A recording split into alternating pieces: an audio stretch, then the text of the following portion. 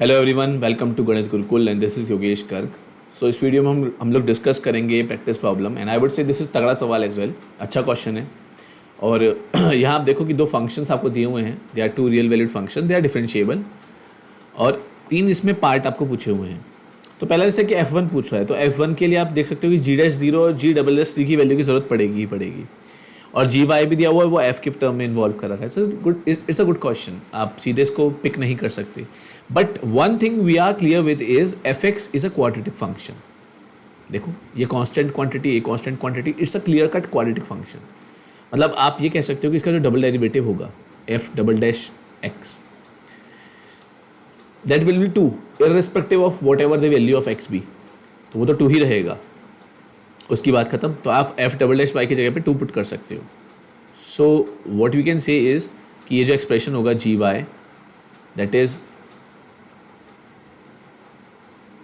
f(-2) into y square, that will be a value, we'll see it later, plus y into 2 और f'(y) भी क्या हो जाएगा 2x plus g'0, ये तो कांस्टेंट टर्म तो खत्म हो जाएगी। तो f'(y) that will B 2x की जगह 2y लिख दोगे और plus g'0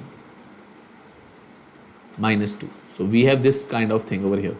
so this is g of y, it is f(-2) into y square plus 4y plus g'0 -2. Now our aim is to find g'(x) है ना। g'0 की value हमें find करनी होगी, तो वो कैसे फाइंड करें? हमें f1 चाहिए।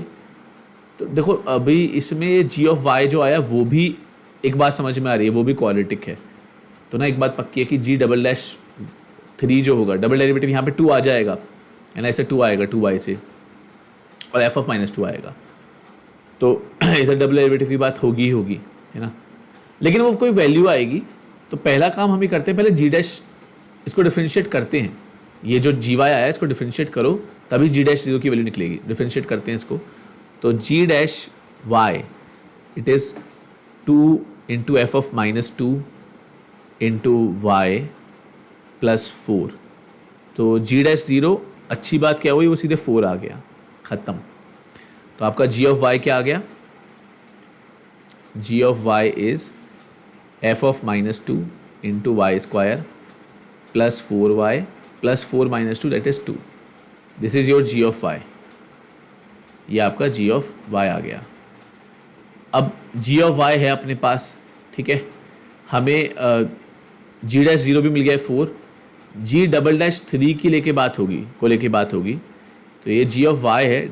दो बार अगेन इसमें भी इशू आएगा, f(-2) की ज़रूरत पड़ेगी। तो ये ना आपस में रिलेटेड से होगा एक तरीके से, दोनों चीज़ें आपको दोनों को ही लिखना पड़ेगा। आप पहले एक काम ये करो कि जैसे fx दिया हुआ है, तो ना यहाँ पर f(-2) पुट कर दो, उसमें -2 simple.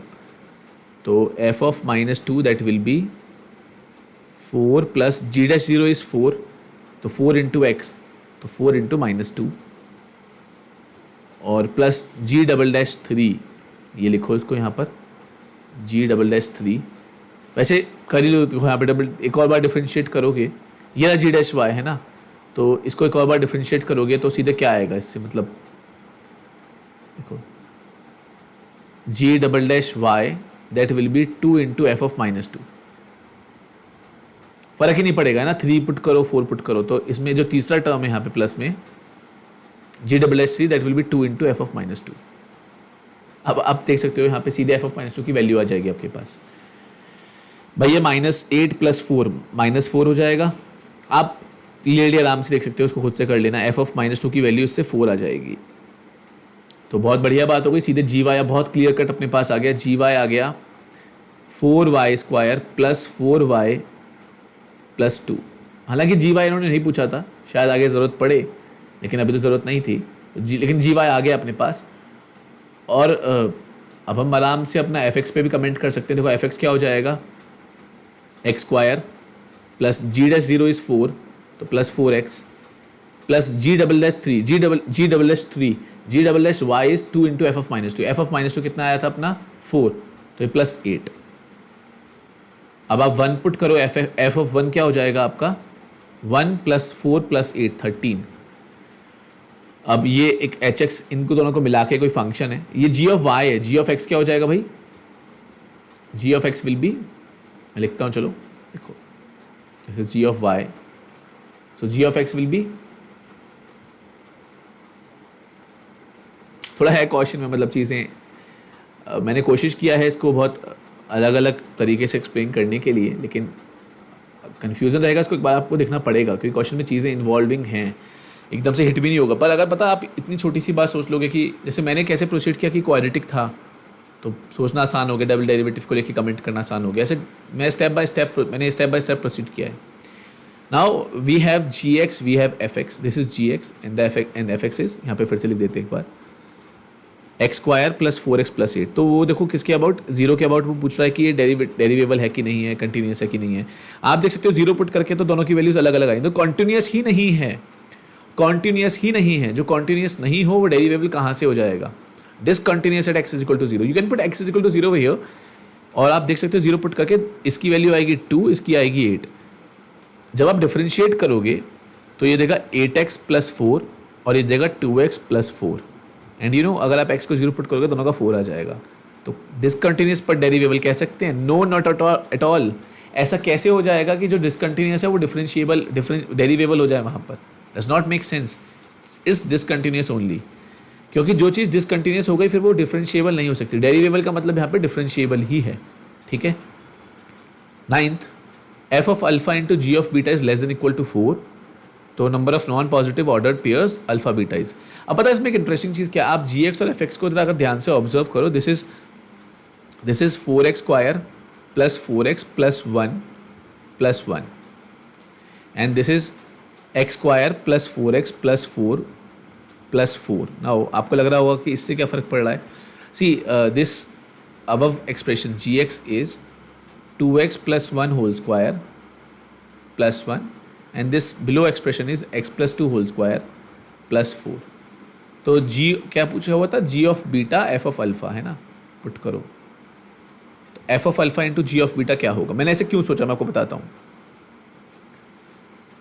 Alpha plus 2 whole square plus 4, ये क्वांटिटी 4 इसकी मिनिमम वैल्यू है एफ ऑफ अल्फा की, और जी ऑफ बीटा की भी सेम चीज़ 1 मिनिमम वैल्यू होगी, दोनों का product less than equal to 4, तो लेस देन 4 तो हो ही नहीं सकता, it can be at most equal to 4, it has to be at least equal to 4, so it is equal to 4 when alpha is equal to, it is equal to 4 when alpha is equal to minus 2 and beta is equal to minus half।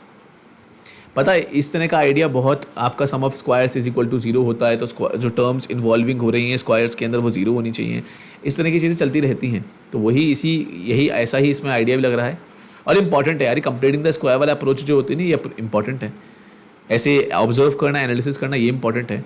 तो यहाँ एक ही solution होगा, non positive ordered pairs, interestingly they have asked non positive also, and non positive ही रहेगा तो एक ही रहेगा। पता है यहाँ पे अगर ये अल्फा बीटा की वैल्यू को इंटरवल चेंज कर देते तो 0 भी हो जाता आंसर, पॉजिटिव पूछ लेते तो आंसर 0 हो जाता, तो एक ही पॉसिबिलिटी है, क्योंकि उसके अलावा और कभी हो ही नहीं सकता है, 4 से छोटा ही नहीं हो सकता है, ठीक है, it can be equal to 4 only, इससे ज़्यादा कुछ नहीं। सो ठीक है, I hope this was clear to each and every one of you, this was a good question indeed। तो if in case you have any doubt do comment also, मैं अपना एक टेलीग्राम चैनल का आपको link post करूँगा इस video के साथ, so you can join that, और आपको अपने जो भी अच्छे क्वेश्चंस जिनमें आपको डाउट वगैरह आता है आप उसमें पोस्ट कर सकते हो। I will make sure to make video on question जिस पे ज़्यादा लोगों को डाउट रहेगा, या जो अच्छा क्वेश्चन होगा जो मुश्किल होगा उसमें वीडियो ज़रूर बनाऊँगा और आपको चैनल पर शेयर कर दूँगा, ठीक है। So okay, will meet in next video, till then stay tuned, keep watching Ganit Gurukul.